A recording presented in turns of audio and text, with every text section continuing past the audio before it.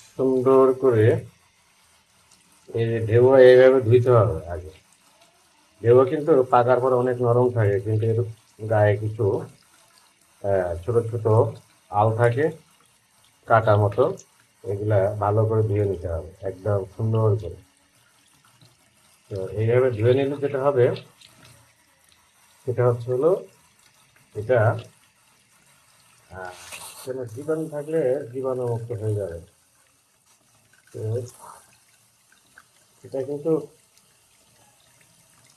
যারা পছন্দ করে টক দেশীয় ফল, তাদের জন্য এটা খুব ভালো একটা বিষয় আমি মনে করি। তো সেই জন্য এটাকে যাই হোক ধুয়ে নিলাম।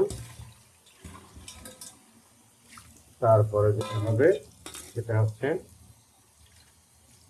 এই যে এটাকে ধুয়ে নিলাম, তারপরে এটাকেও ধুয়ে নিলাম। ওকে,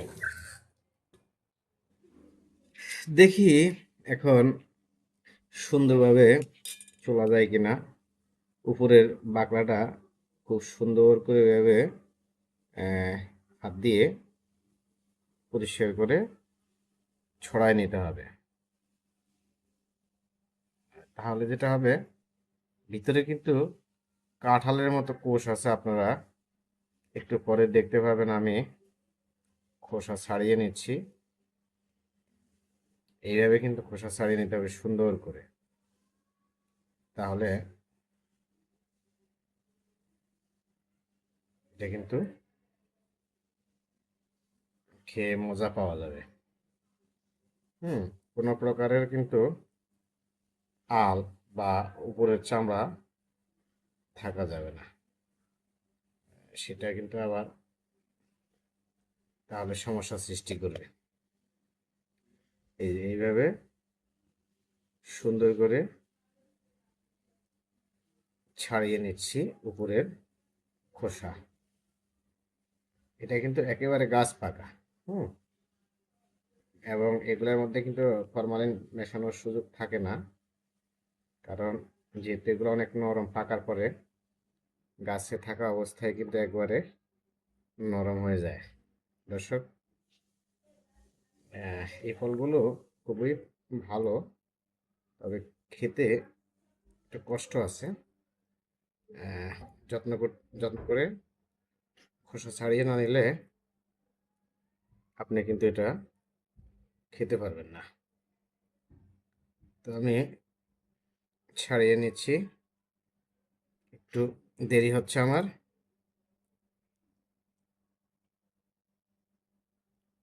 আপনারা দেখতে পাচ্ছেন খুব সুন্দর করে কিন্তু আমি ছাড়িয়ে নিচ্ছি। এইভাবে সুন্দর করে ছাড়িয়ে নিতে নিতে এটা পরিষ্কার হয়ে যাবে একেবারে। এটা আসলে খুব বেশি কষ্টের কাজ না। ভালো একটা কিছু খেতে চাইলে আপনাকে তো একটু কষ্ট করতেই হবে। কষ্ট না করলে আপনি একটা জিনিসের স্বাদ পাবেন কি করে? তাই ধৈর্য ধরে এটার খোসা ছড়িয়ে না নিলে আপনি পরে খাওয়ার মজাটা কিন্তু পাবেন না। ঢেউয়া ফল গ্রামে গঞ্জে সবাই পছন্দ করে, আমিও পছন্দ করি, কারণ আমি গ্রামেরই ছেলে, তাই আমার এটা পছন্দ। দর্শক দেখুন, এটা আমার অলরেডি একটা আমার ছোলা হয়ে গেছে। এখন দেখুন, এটা আমার, এটার ভিতরে কিন্তু একটা খুব সুন্দর কাঁঠালের মতো। এই যে দেখুন, এই আমি ছাড়িয়ে নিচ্ছি। এই যে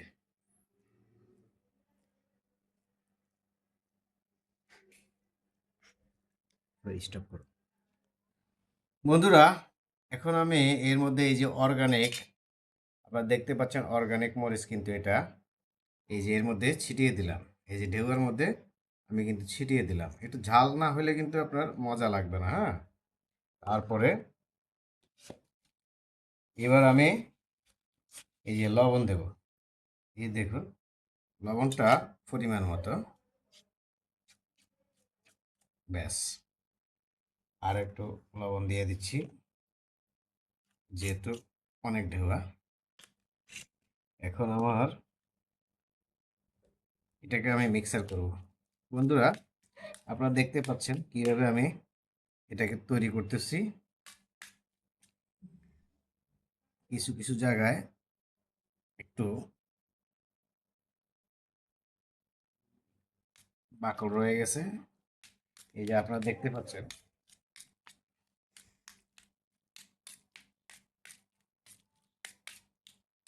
আমি কিন্তু চামিচ দিয়ে মিক্সার করতেছি প্রিয় বন্ধুরা, যেহেতু হাত দিলে আবার যদি কেউ আপনারা মনে করেন যে অন্য কিছু, তো সেই কারণে আমি হাত আর না দিয়ে একদম সুন্দর করে মিক্স আপ করে নিলাম। তো প্রিয় বন্ধুরা, আপনারা দেখতে পাচ্ছেন আমার কিন্তু একদম খুব সুন্দর করে, এই যে আপনাদের দেখিয়ে দিচ্ছি। আপনারা কিন্তু চাইলে বাসার মধ্যে বাজার থেকে এইভাবে ভালো দেখে গাছ পাকার ঢেউয়া নিয়ে এসে আপনারা কিন্তু এইভাবে সুন্দর করে চাটনি তৈরি করতে পারেন প্রিয় বন্ধুরা, এবং এটা খুবই টেস্টফুল। যে একবার খাইছে সে এটার মজা বুঝেছে। সিজনাল এই ফলটি অনেকে আসলে ইগনোর করেন, তবে তৈরি করতে জানলে সব ধরনের ফলের মধ্যে কিন্তু মজা রয়েছে প্রিয় বন্ধুরা। ইয়ে দেখুন, এখন এটা কত সুন্দর হয়েছে। এখন আপনারা চাইলে কিন্তু খাইতে পারবেন। তো আপনাদের সবার জন্য দাওয়াত রইল, আপনারা আসবেন। ধন্যবাদ। আসসালামু আলাইকুম।